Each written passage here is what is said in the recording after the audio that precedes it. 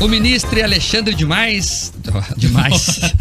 Ó, ato falha aí. Ato falha. Ele atacou de novo. Então, vou começar do zero. Vamos lá. O Alexandre de Moraes suspendeu investigações sobre os institutos de pesquisa. As apurações relacionadas às divulgações realizadas pelas empresas no primeiro turno das eleições estavam sendo realizadas pela Polícia Federal e pelo Conselho Administrativo de Defesa Econômica, o CAD.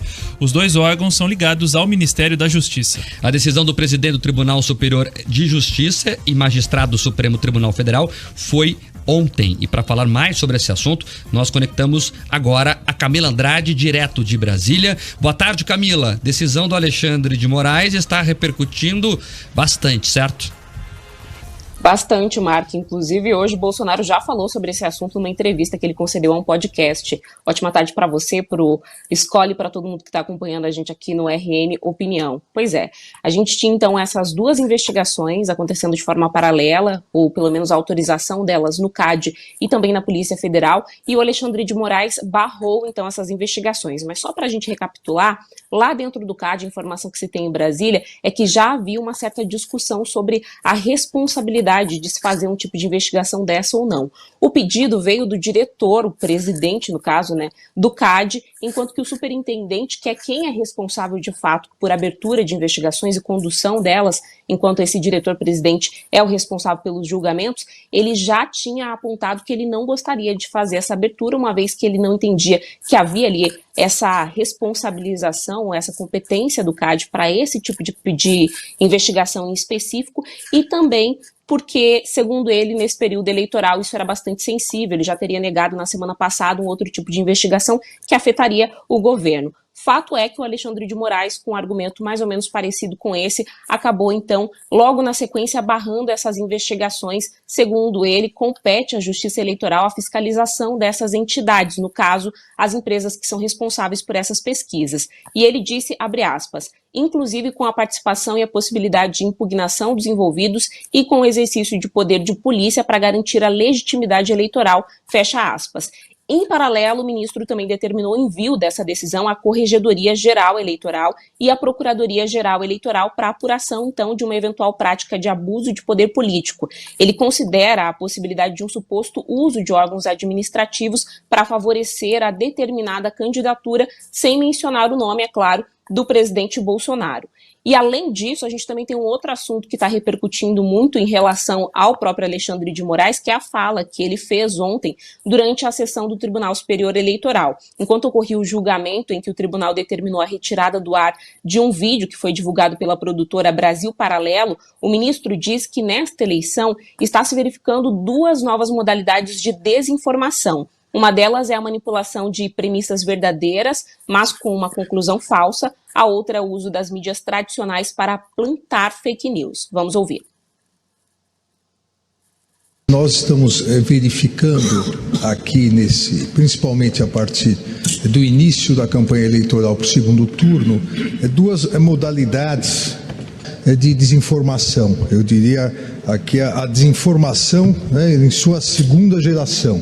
O que não se pode admitir, assim como manipulação de algumas premissas verdadeiras para se chegar a conclusões falsas, também não se pode admitir a mídia tradicional de aluguel.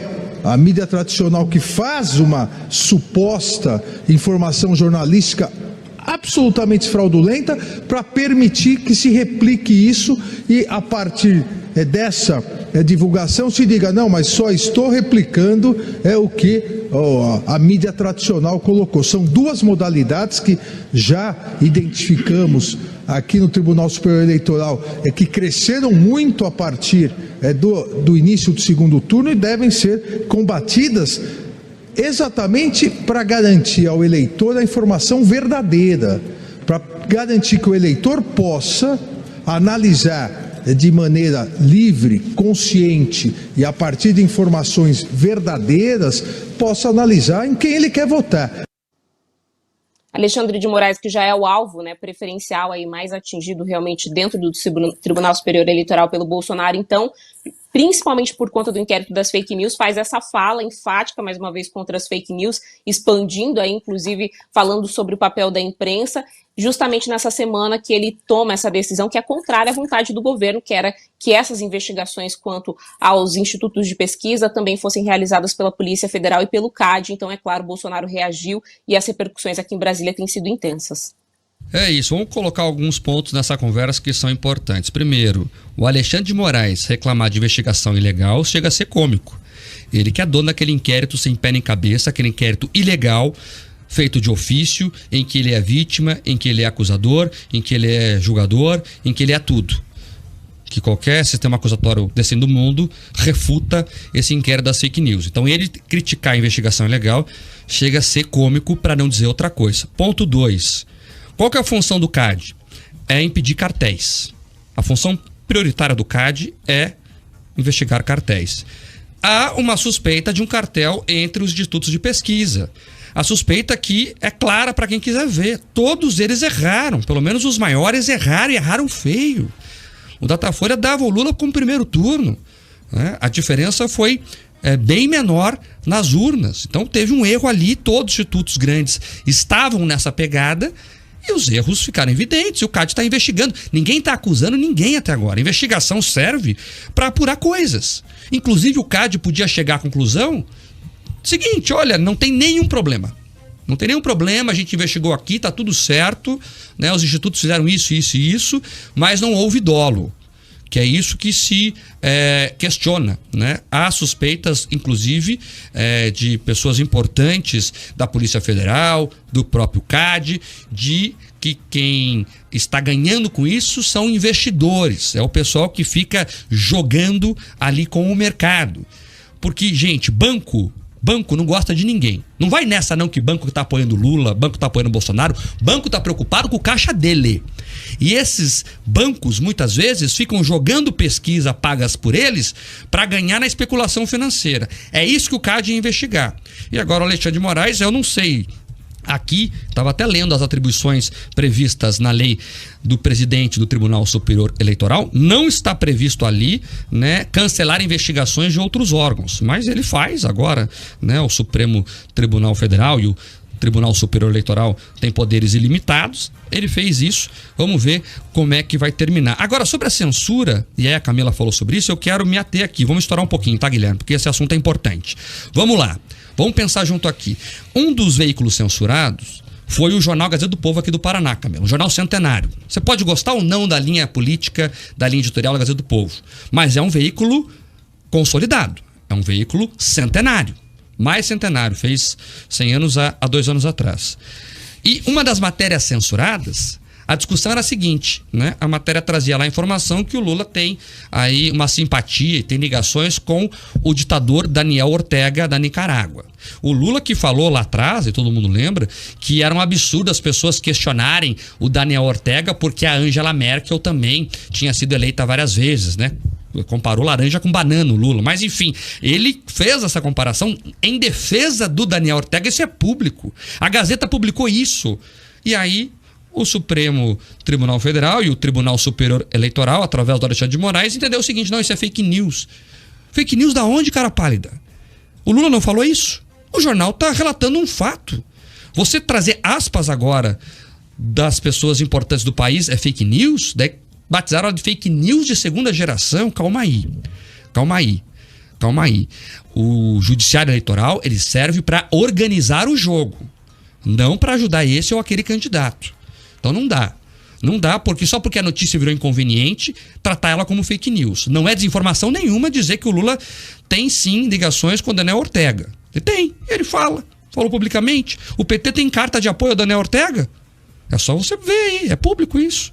Outra questão aí que foi censurada é porque outros veículos trouxeram ali ligações do Lula com o Mensalão. Lembraram que o Lula era o presidente da República, era com o Mensalão. Isso não é um fato público e notório? Fake news da onde? Então tem que ter cuidado. Toda censura é nojenta, é burra e atrapalha a democracia.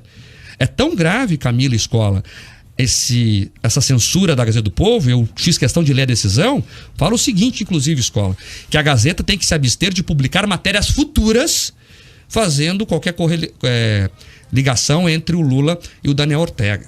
Então, a censura é algo que passou e a censura também é prévia. É perigoso, é perigoso. E eu lembro a você agora que por algum espaço de tempo até gostou do que o Alexandre de Moraes fez. Hoje é esse que está sendo censurado. Amanhã pode ser você. Depois que abre a porteira, amigo, se perde o controle das coisas. Então, o meu medo, até como jornalista, defensor intransigente da liberdade de expressão, é que a censura ganhe outros patamares. Então, nós não podemos tolerar censura. Se teve algum problema legal, a lei para punir quem fizer coisa errada. Tem calúnia, tem difamação, tem dano moral. A lei já oferece ferramentas às pessoas para se protegerem de possíveis excessos de quem se comunica mal. Mas você censurar, para mim, não me parece a melhor opção, viu, Escola? Não mesmo. E a gente vive tempos difíceis, inclusive, para executar e exercer a profissão. Então a gente precisa, claro, estar sempre alerta, sempre vigilante para evitar esse tipo de situação. Você pode, como o Mike disse, não concordar, mas a liberdade de expressão tem que estar livre, já diz o nome, né?